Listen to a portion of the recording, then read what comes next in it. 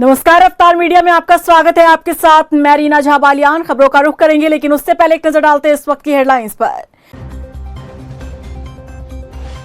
देश के इतिहास का अहम दिन उत्तराखंड विधानसभा में पेश हुआ समान नागरिक संहिता बिल। सीएम धामी बोले, आजादी के 75 साल बाद मिला सभी को समान अधिकार। यूसीसी को लेकर विपक्ष ने साधा निशाना। अधूरी तैयारी के साथ सरकार पर बिल पेश करने का आरोप। सरकार पर विपक्ष को विश्वास में न लेने का भी आरोप। धामी सरकार की यूसीसी को मिला जनता का समर्थन। जनता की डिमांड, अब देश में लागू हो जाए कानून। देखिए जनता के क्या है मिजाज। यूसीसी बिल आने के बाद अलर्ट मोड पर पुलिस फोर्स। प्रदेश भर में समुदाय विशेष वाले क्षेत्रों में भारी संख्या में पुलिस फोर्स तैनात।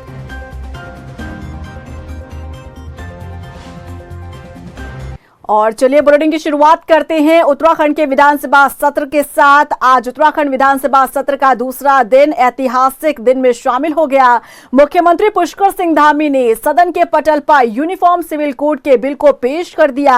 इस दौरान सदन में जय श्री राम के नारे भी लगे और इसके साथ ही उत्तराखंड आजाद भारत का वो पहला राज्य बन गया है जहां समान नागरिक संहिता को लागू किया जा रहा है।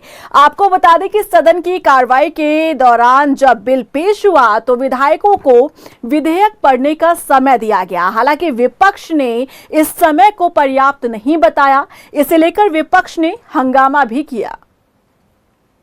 उत्तराखंड विधानसभा में विपक्ष के काफी हो हंगामे के बाद सत्ता पक्ष ने यूसीसी विधेयक पेश किया। इसे लागू करने के लिए विधायी प्रक्रिया अपनाई जाएगी। आखिर यूसीसी विधेयक की क्या है बड़ी बातें, देखिए इस रिपोर्ट में।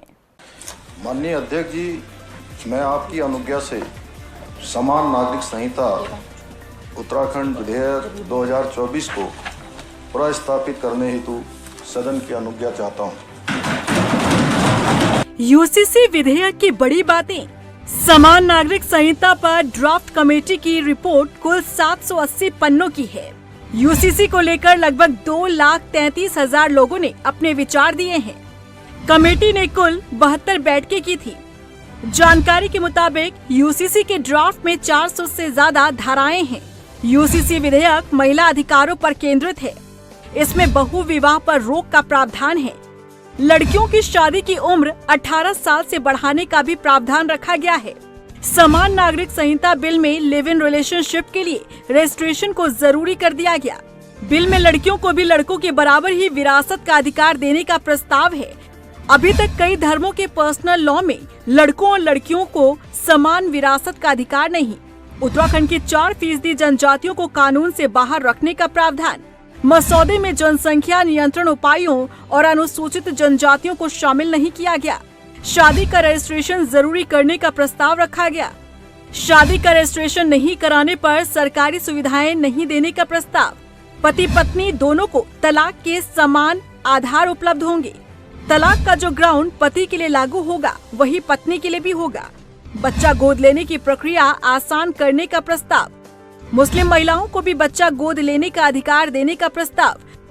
मुस्लिम समुदाय में हलाला और इद्दत पर रोक लगाने का प्रस्ताव। पति पत्नी के बीच विवाद हुआ तो बच्चों की कस्टडी दादा दादी को देने का प्रस्ताव। कैबिनेट मंत्री सतपाल महाराज ने यूनिफॉर्म सिविल कोड के फायदे गिनाए। सतपाल महाराज ने बताया कि उन्होंने विधेयक का अध्ययन किया है। उन्होंने कहा कि इस विधेयक में महिलाओं को मजबूत करने का लक्ष्य रखा गया है। वहीं विपक्ष के विरोध पर बीजेपी विधायक विनोद चमोली ने कहा कि कांग्रेस इस बात से खिसिया रही है कि वो ये बिल क्यों नहीं पास करा पाई थी। ये बड़ा महत्वपूर्ण बिल है और निश्चित रूप में आज़ादी के बाद, क्योंकि आज़ादी से पहले तो गोवा ये क्या कहते हैं आपके गोवा में लागू था और ये पोर्चुगीज़ लॉ में ये सम्मिलित था। उसके बाद ये हमारे देश में भी लागू है और गोवा एक ऐसा राज्य है जहाँ पर ये बिल लागू है।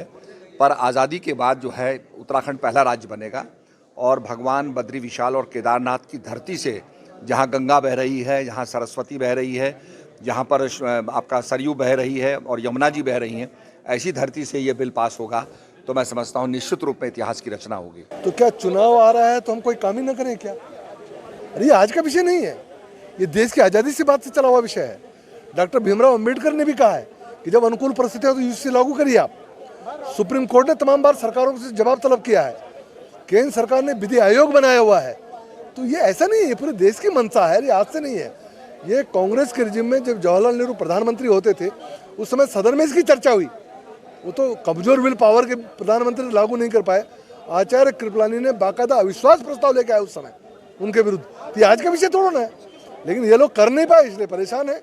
नेता प्रतिपक्ष यशपाल आर्य ने समान नागरिक संहिता पर टिप्पणी की। उन्होंने कहा कि यूसीसी के लिए जो कमेटी बनाई गई थी उसमें धर्म गुरुओं का पक्ष नहीं शामिल किया गया। उन्होंने कहा कि अगर सरकार महिलाओं को मजबूत करने की बात कर रही है तो बिल से जनजाति की महिलाओं को क्यों दूर रखा गया। बता दें कि नेता प्रतिपक्ष यशपाल आर्य ने कहा कि विधायकों को यूसीसी का विधेयक पढ़ने का मौका मिलना चाहिए। मुख्यमंत्री पुष्कर सिंह धामी के द्वारा जो यूसीसी बिल है वो टेबल कर दिया गया है और नेता प्रतिपक्ष यशपाल आर्य जी हमारे साथ मौजूद हैं। उनसे जानते हैं कि आखिरकार अब कांग्रेस का क्या कुछ इसको लेकर है।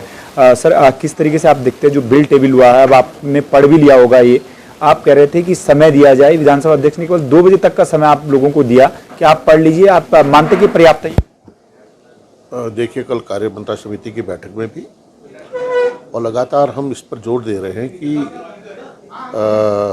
बिल को सदन में प्रस्तुत करने के बाद पर्याप्त समय माननीय विधायकों को दिया जाना चाहिए, जिससे कि उसमें कई टेक्निकल पॉइंट्स हैं, कहीं गुण दोष के आधार पर हम उसकी विवेचना कर सकें और कुछ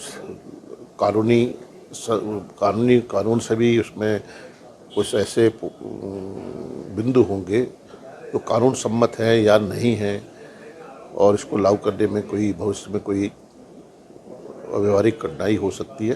तमाम विषय है, तमाम बिंदु है, उसको लेकर एक विस्तृत अध्ययन की जरूरत है और 2 घंटे का मात्र समय दिया गया है ले करने के उपरांत। और हमारी मांग है कि इसकी चर्चा की अवधि को बढ़ाया जाए और इतना समय माननीय विधायकों को दिया जाना चाहिए कि जिससे कि वह उसका अध्ययन कर सकें, उसको पढ़ सकें, तब वो चर्चा में भाग लें। अच्छा, कुछ खामी नजर आई है आपको इसमें, क्योंकि पहले से विपक्ष को पहले से आशंका 182 पन्नों का ये डॉक्यूमेंट्स है, जिसको इतनी जल्दी उसमें कुछ पढ़ पाना, कानूनी राय लेना असंभव है। तो हमने ये भी कहा कि बेहतर होता कि विधेयक लाने से पहले जो विशेषज्ञ समिति है उसने क्या उस रिपोर्ट को सदन में टेबल करना चाहिए था, विशेषज्ञ समिति की रिपोर्ट को, और उसका हम अध्ययन करते, उसके गुण दोष को देखते, तत्पश्चात विधेयक को लाते बेहतर होता। और ये भी ड्राफ्ट को इन्होंने सत्र के पटल पर रखा नहीं है। सत्ता पक्ष का ये कहना है कि महिला सशक्तिकरण की दिशा में एक बड़ा कदम है, महिलाओं के जो अधिकार हैं और ज़्यादा सुरक्षित होंगे, मजबूत होंगे। किस तरीके से आपको लगता है कि इस बिल से जो महिलाओं के अधिकार हैं वो और मजबूत होंगे? देखिए, कथनी और भारतीय जनता पार्टी की कथनी और करनी में बड़ा फर्क है।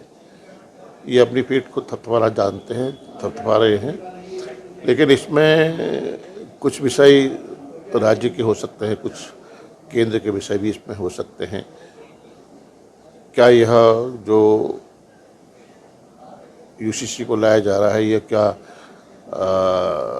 प्रदेश में लागू होगा या इसमें महामहिम राष्ट्रपति की राय ली जाएगी, उनकी समीक्षा होगी, तमाम भी इसमें व्यवहारिक टेक्निकल खामियां हैं। तो बेहतर होगा कि इसमें समय अवधि बढ़ाई जाए। अगर अभी भी हम सत्ता पक्ष के माननीय मंत्रीगणों से, विधायकों से इस बारे में कहेंगे कि इसमें क्या क्या है, उनको खुद उन्होंने अभी तक इसको ड्राफ्ट को नहीं पढ़ा है, तो सब हवाई है ये। लेकिन क्या कुछ अब आपको लगता है, क्या आपकी रणनीति अब सदन में होगी और इस बिल को लेकर क्या आपको लगता है कि आप सदन में तो सवाल उठा रहे हैं, सड़कों पर भी सवाल उठाएंगे? देखिए, हमारा सदन सबसे बड़ा माध्यम है जहां माननीय विधायक अपनी बात को कह सकते हैं और एक उनके अधिकार भी हैं। बड़ी पंचायत है जहां पर माननीय विधायक अपनी बात को कह सकते हैं, मुद्दों को उठा सकते हैं। तो हम सदन एक बड़ा माध्यम है, इसलिए हम चाहते हैं कि सदन समय अवधि बढ़ाए सदन की और इसमें वृहद चर्चा कराएं और हमें अध्ययन करने का अवसर दें। लेकिन समान नागरिक संहिता हम इसे कह रहे हैं, लेकिन बताया जा रहा है कि जनजातियों को इससे बाहर रखा गया, तो फिर समान नागरिक संहिता कहाँ से? हाँ, ये बहुत बड़ा प्रश्न सवाल है आपका कि समान नागरिक संहिता कहा जा रहा है, सब समान, लेकिन जिस तरह से इसमें कई पॉइंट्स हैं, बिंदु हैं, उसको भी देखना पड़ेगा कि नागरिक समान जो हमारी संहिता है उसमें क्या, इसलिए हम कह रहे हैं कि इसका विस्तृत अध्ययन बहुत ही आवश्यक है। ये नेता प्रतिपक्ष ये सवाल आ रहा है जिनका साफ तौर से कहना है कि समय जो है वो दिया जाना चाहिए था, समय जो है वो कम दिया गया है इस ड्राफ्ट को पढ़ने के लिए, जो बिल यहाँ पर रखा गया है उसको पढ़ने के लिए कम समय दिया गया है। कैमरामैन मनोहर के साथ मनीष जंगवाल, रफ्तार मीडिया, देहरादून।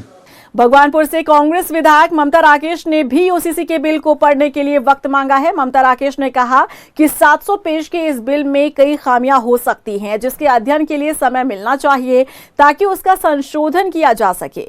देखिए, एक तो अभी हमने इसका अध्ययन नहीं किया, अभी बाहर से जो खबरें आ रही हैं तो उससे 700 पेज के लगभग ये ड्राफ्ट है और इसे पढ़ने में समय लगेगा। हम चाहते हैं कि सरकार इसका हमें अध्ययन करने का पर्याप्त समय दे ताकि इसके जो गुण दोष हैं उन पर विचार किया जाए, उसके दोषों को दूर करके तब इसे पारित किया जाए। वहीं बद्रीनाथ से विधायक राजेंद्र भंडारी ने यूसीसी पर सरकार को घेरा। राजेंद्र भंडारी ने कहा कि उत्तराखंड में कई ऐसे ज्वलंत मुद्दे हैं जिस पर सरकार को चर्चा करनी चाहिए ताकि जनता की समस्या को दूर किया जा सके।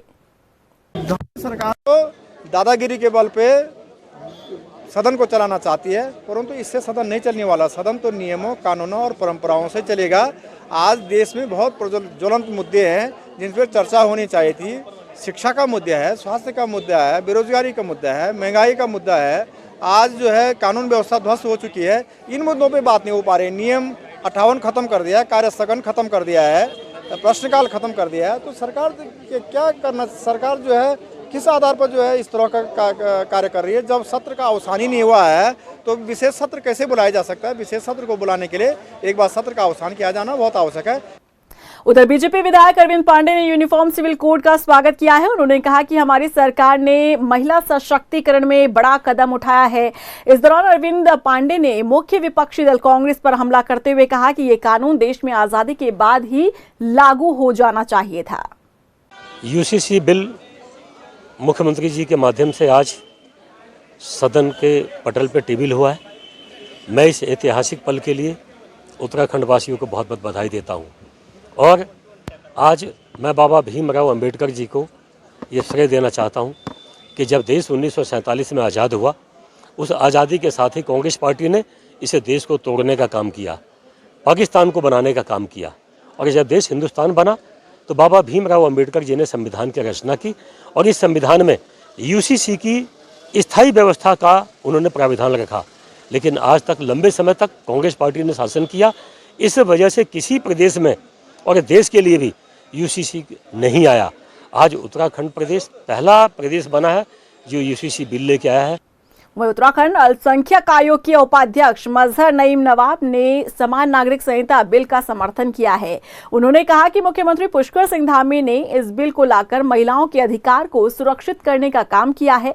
इस बिल के आने से मुस्लिम महिलाओं के उत्पीड़न और हिंसा में काफी रोक लगेगी और इस सरकार के इस बिल का समर्थन करना चाहिए। जो महिलाओं को आज तक देश की आज़ादी के बाद सम्मान नहीं मिला, चाहे वो मुस्लिम महिलाएं हों, चाहे वो अन्य जाति की महिलाएं हों, उन महिलाओं को कुछ कानूनों के अंतर्गत उनका उत्पीड़न किया गया, उनकी हिंसा हुई, उनको लगातार अपमानित करने का प्रयास किया गया। किसी महिला की 6 महीने साल भर के बाद शादी होने के बाद और दूसरी शादी कोई व्यक्ति करता, उस महिला के दिल से पूछो कि उसका घर बसने से पहले बिगड़ जाता था। आज उस पर अगर विचार किया है देश के प्रधानमंत्री नरेंद्र मोदी जी ने और प्रदेश के मुख्यमंत्री पुष्कर सिंह धामी ने, एक नागरिकता एक समान कानून ला करके हम इसका तहे दिल से स्वागत करते हैं। आजाद भारत में यूसीसी लाने वाला उत्तराखंड देश का पहला राज्य होगा। यूसीसी लागू होने के बाद उत्तराखंड में सभी धर्म और जाति के लिए एक समान कानून होगा। आखिर यूसीसी को लेकर क्या है प्रदेश की जनता की राय, आप भी सुनिए। हमारी ये भी मांग है कि ये उत्तराखंड के साथ साथ शीघ्र पूरे राज्य में, पूरे देश में लगना चाहिए। ये एक समान नागरिकता कानून है जिसके लिए पूरे प्रदेशवासियों को, हमारे माननीय पुष्कर सिंह धामी जी को भी सबको बहुत बहुत बधाई, जिसमें एक समान नागरिकता वाला कानून आ गया है। इसमें क्या है कि सबसे बड़ी खूबी क्या है कि किसी की कुछ भी मैटर हो उसके साथ एक ही कानून के तहत कार्य होगा। इसमें जैसे किसी की शादी का मैटर है या ज़मीन का है या कहीं एक्सेट्रा कई मैटर्स हैं, तो उसमें एक समान नागरिकता से कानून जो देखेगा उसमें देखेगा तोलेगा। तो उसके लिए आप सभी को बहुत बहुत बधाई है, शुभकामनाएं हैं। तो मेरी ओर से सबको बधाई है। इसमें नहीं, देखिए इसके बारे में अभी हमें बहुत ब्रॉड जानकारी है, डिटेल जानकारी है नहीं, बट एक लॉजिकल बात मेरे मन में ये आती है कि हम कोई भी इतना बड़ा कदम, ये बहुत बड़ा कदम है, एक रेवोल्यूशनरी स्टेप है, इसको करने से पहले थोड़ा सा इसका प्रचार, इसके बारे में जानकारी लोगों को देनी चाहिए। नहीं तो जैसे कि और कानूनों में सरकार का हुआ है, चाहे कृषि के में हुआ हो, चाहे जो है आपके और चीज़ों में सीए में हुआ हो, तो वो फिर वो बदमिजाजी होती है और वो इम्प्लीमेंट करने में विरोध होता है। ये हो सकता है बहुत अच्छा रहे, एक हम अगर पढ़ें तो बहुत अच्छी चीज़ें सामने आएंगी, बट वो किसको पता है? सिर्फ जिन्होंने बनाया उन्हें पता है, या जो मीटिंगों में बैठते हैं उन्हें पता है। तो मेरा तो एक एज अ कॉमन सिटीजन ये है कि इसके बारे में व्यापक संवाद होना चाहिए। ये तो बहुत पहले हो जाना चाहिए, बहुत लेट हो रहा है। बहुत बढ़िया कदम है उत्तराखंड सरकार का, इसे बहुत पहले लागू कर देना चाहिए। और मेरा तो आपके चैनल के माध्यम से ये भी कहना है कि मोदी जी तक ये खबर पहुंचे तो उनको पूरे देश में ये लागू करवाना चाहिए। देखिए, इस बिल में बहुत अच्छा 2 पॉइंट मैं कहूँगा। एक तो पॉलीगैमी जो बैन हुई है इसमें एक लड़कियों की सुरक्षा के लिए काफ़ी अच्छा है। दूसरा, इसमें जो लिव इन रिलेशनशिप के लिए भी सरकार लेके आई है कि आपको रजिस्ट्रेशन कराना पड़ेगा, वो भी काफ़ी अच्छा स्टेप है। क्योंकि क्या होता है आजकल जो है लिव इन में हर कोई आना चाह रहा है, तो इससे क्या होगा, थोड़ा सीरियस अगर कोई होंगे तो ही ये स्टेप लेंगे और वो रजिस्ट्रेशन करेंगे, तो एक लीगल बैकग्राउंड भी बनेगा, तो वो एक अच्छा स्टेप है सरकार। देखिए, हम तो शुरू से बोल रहे हैं इस चीज़ को, जब भी कोई लॉ बनता है और विशेषकर जो यूनिफॉर्म सिविल कोड है, जब यूनिफॉर्म सिविल कोड का हमारा कॉन्स्टिट्यूशन बना था और उसमें एक प्रोविज़न रखा था 44 में, तो उसमें भी ये बात कही गई थी। तो बहुत जटिल विषय है, बहुत ही ऐसा विषय है जिसपे जब हिंदू कोड बिल आया था, तो हिंदू कोड बिल आने पे हमारे उस समय लोगों को 1952 में 54 में उस समय लोगों को पसीने छूट गए थे। डॉक्टर राजेंद्र प्रसाद जो हमारे राष्ट्रपति थे, उन्होंने तक इस बिल को वापस कर दिया था। 4 चरणों में हिंदू कोड बिल पास हुआ था। वो उनका भी ये कहना था कि ये बहुत जटिल विषय है, ये नहीं, इस डाइवर्सिटी का देश है, इस देश के अंदर यूनिफॉर्म सिविल कोड लागू करना मुमकिन नहीं है। ऐसा होता तो बहुत पहले बन गया होता। अब उत्तराखंड की अगर बात है कि उत्तराखंड में एक धींगा मस्ती के साथ इन्होंने कह दिया कि हम यूनिफॉर्म सिविल कोड को लागू करेंगे। आपने इस प्रदेश की विभिन्नताओं को ना देखा, ना उस पर गौर किया। आपको तो बस एक लिखा पढ़ी करनी थी। जितना मैंने अभी देखा है कि क्या चीज़ें आई हैं इसके अंदर, थोड़ा उसे मैं देख पाई हूँ। मुझे नहीं लगता कि ये जैसे कि हिंदू कोड बिल में था, 4 चरणों में पास हुआ था। उन्होंने भी धीरे धीरे अगर आपको कोई बिल लाना है या कोई लॉ बनाना है, और इस वाले यूनिफॉर्म सिविल कोड का वो मसौदा है जिसे बहुत धीरे धीरे आप ला सकते हैं इस देश के अंदर। आप ऐसे होज पोज पर नहीं ला सकते हैं। अल्मोड़ा में आजीविका महोत्सव की तैयारियां जोरों से चल रही हैं और इस आजीविका महोत्सव में मुख्यमंत्री पुष्कर सिंह धामी हिस्सा लेंगे। बता दें कि कार्यक्रम की तैयारी को लेकर जिलाधिकारी विनीत तोमर और वरिष्ठ पुलिस अधीक्षक देवेंद्र पीचा ने बाजार का दौरा कर व्यवस्थाओं का जायजा लिया। उन्होंने बताया कि 10 फरवरी को मुख्यमंत्री धामी का रोड शो भी प्रस्तावित है। हम लोग जनपद स्तर से आजीविका महोत्सव कर रहे हैं, जिसमें जितने भी हमारे विकास के कार्यक्रम रहते हैं, आजीविका से संबंधित है, लाइवलीहुड है, आरबीआई का है, रीप का है, इन सबके प्रोग्राम हमारे खत्म भी हो रहे हैं। कुछ लोगों को सम्मानित किया जाना है, कुछ लोगों को लोन वितरण किया जाना है। तो जो हमारी विकास संबंधित योजनाएं हैं उनका लाभ दिया जाना है। और जो हम कार्यक्रम कर रहे हैं उसमें माननीय मुख्यमंत्री जी हमारे मुख्य अतिथि के रूप में रहने वाले हैं, तो उसी की तैयारी के संबंध में आज लोग हम भ्रमण कर रहे हैं। लोहाघाट में राजकीय हाई स्कूल खूना बोहरा के उच्चीकरण की मांग को लेकर विद्यालय के छात्रों और अभिभावकों में प्रदर्शन देखने को मिला। अभिभावकों ने बताया कि हाई स्कूल के बाद छात्रों को 6 से 7 किलोमीटर दूर चंपावत विद्यालय में जाना पड़ता है, जिस कारण छात्रों को काफी दिक्कतों का सामना करना पड़ता है। उन्होंने बताया कि क्षेत्र में उच्च विद्यालय नहीं होने की वजह से कई छात्रों की पढ़ाई भी छूट रही है।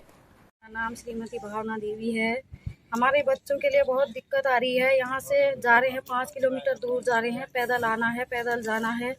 लड़के तो कोई हालत में भी चले जाते हैं, हम लड़कियों की परेशानी है, बहुत दिक्कत आ रही है उनके लिए। दिक्कत है हम लोगों के बच्चों को। बच्चे जाते हैं 10 तक तो छोटे थे, जब यहाँ तक बाहर तक यहाँ कोई मतलब हमारे को सुविधा ही नहीं है। तो मांग सरकार से ये है कि यहाँ पर फौरन से फौरन ये स्कूल को उच्चीकरण किया जाए। उत्तराखंड विधानसभा सत्र में समान नागरिक संहिता का विधेयक पास होने पर पूरे राज्य में सभी संवेदनशील जगहों पर पुलिस फोर्स तैनात की गई। हल्द्वानी में भी समुदाय विशेष वाले क्षेत्रों में भारी संख्या में पुलिस फोर्स तैनात की गई ताकि किसी भी तरीके की अप्रिय घटना ना हो सके। बता दें कि बनभूलपुरा से लेकर जवाहर नगर तक लगातार फोर्स का मूवमेंट देखने को मिला। एसएसपी प्रहलाद मीणा खुद मौके का मुआयना करते नजर आए। कि विधानसभा सत्र के मद्देनजर हमेशा सुरक्षा व्यवस्था बढ़ाई जाती है, तो उसी क्रम में हमने हल्द्वानी शहर में और नैनीताल जिले के सभी कस्बों में एक ड्यूटी प्लान तैयार किया था। उसी के क्रम में आज हमने फोर्स डिप्लॉय किया है और हमारी पुलिस फोर्स तैनात है। वैसे सब कुछ सामान्य चल रहा है, लेकिन अगर कोई किसी तरीके की घटना होती है तो उसको डील करने के लिए सारी फोर्स तैनात। सोशल मीडिया पर नजर की जा रही है सर, इस पर सोशल मीडिया की निगरानी की जा रही है और बाकी चीज़ों का भी इंटेलिजेंस कलेक्शन किया जा रहा है। नैनीताल पुलिस ने अब तक की सबसे बड़ी कार्रवाई की है, जहां पुलिस ने जिले भर में ऑपरेशन यहां पर क्रैकडाउन चलाकर 45 वांछित अपराधियों को गिरफ्तार किया है। ये सभी लोग लंबे समय से फरार चल रहे थे, जिन्हें पुलिस ने 24 घंटे के भीतर अलग अलग जगहों से गिरफ्तार किया है। देखिए, पुलिस ने अपने यहाँ पे नैनीताल जनपद में जो वांछित अपराधी हैं और जो ऐसे प्रोफेशनल लोग हैं उनके खिलाफ सख्त कार्रवाई का अभियान शुरू किया, क्रैकडाउन। और इस अभियान के तहत पहली रात में पूरे जनपद में 45 लोगों को गिरफ्तार किया और 45 लोगों को गिरफ्तार करके हम कोर्ट में पेश कर रहे हैं। ये पूरे उत्तराखंड पुलिस में और जो है कुमाऊं क्षेत्र में एक रात में की गई अब तक की सबसे बड़ी कार्रवाई है। अल्मोड़ा बागेश्वर में दुग्ध संघ चुनाव के लिए प्रबंध कमेटी का निर्विरोध निर्वाचन हुआ। बता दें कि मंगलवार को प्रबंध कमेटी के सदस्यों के नामों की औपचारिक घोषणा हुई, जिसमें दुग्ध संघ के अध्यक्ष पद पर गिरीश खोलिया निर्विरोध अध्यक्ष चुने गए। रिटर्निंग ऑफिसर उदय शंकर ने बताया कि अन्य किसी का नामांकन नहीं होने पर गिरीश खोलिया को निर्विरोध निर्वाचित किया गया है। रानीखेत बागेश्वर के समस्त पार्टी के कार्यकर्ता एवं दुग्ध उत्पादक का सब मैं धन्यवाद अदा करना चाहता हूं। और प्राथमिकता, जैसे आपने पूछा, प्राथमिकता मेरी इस दुग्ध संघ से जुड़े जो हजारों उत्पादक हैं, इनके लिए मेरा दिन नहीं रात भी मतलब मैं इनके लिए प्रयास करूंगा कि इनकी आजीविका को और अधिक सुदृढ़ बनाया जाए। चुनाव हमारा जो है 18 तारीख से शुरू हुआ था, तो इसमें सबसे पहले जो हमारे अल्मोड़ा जनपद के अंतर्गत अल्मोड़ा और बागेश्वर इस दुग्ध संघ में आते हैं, उसमें 9 वार्ड्स हैं। उनके जो वार्ड के अध्यक्ष हैं उनका चुनाव हुआ था, जो कि उसमें भी एकल नामांकन पत्र सब जगह से दाखिल हुआ था, तो वो एक तरीके से निर्विरोध हुआ। तो 9 जो है हमारे समितियों के अध्यक्ष चुन करके आए। और इसी के साथ फिलहाल इस बुलेटिन में बस इतना ही, लेकिन चलते चलते एक नजर डालते हैं इस वक्त की हेडलाइंस पर। देश के इतिहास का अहम दिन, उत्तराखंड विधानसभा में पेश हुआ समान नागरिक संहिता बिल। सीएम धामी बोले, आजादी के 75 साल बाद मिला सभी को समान अधिकार। यूसीसी को लेकर विपक्ष ने साधा निशाना, अधूरी तैयारी के साथ सरकार पर बिल पेश करने का आरोप। सरकार पर विपक्ष को विश्वास में न लेने का भी आरोप। धामी सरकार की यूसीसी को मिला जनता का समर्थन, जनता की डिमांड, अब देश में लागू हो जाए कानून। देखिए जनता के क्या है मिजाज। यूसीसी बिल आने के बाद अलर्ट मोड पर पुलिस फोर्स, प्रदेश भर में समुदाय विशेष वाले क्षेत्रों में भारी संख्या में पुलिस फोर्स तैनात।